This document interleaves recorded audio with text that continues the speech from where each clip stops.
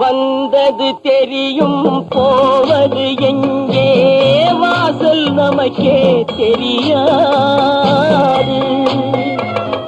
வந்தவரெல்லாம் தங்கிவிட்டால் இந்த மண்ணில் நமக்கே இடமேது.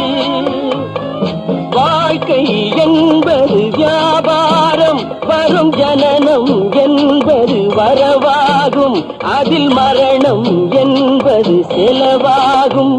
போனால் போகட்டும் போடா, போனால் போகட்டும் போடா. இந்த பூமியில் நிலையாய் வாழ்ந்தவர் யாரடா? போனால் போகட்டும் போடா.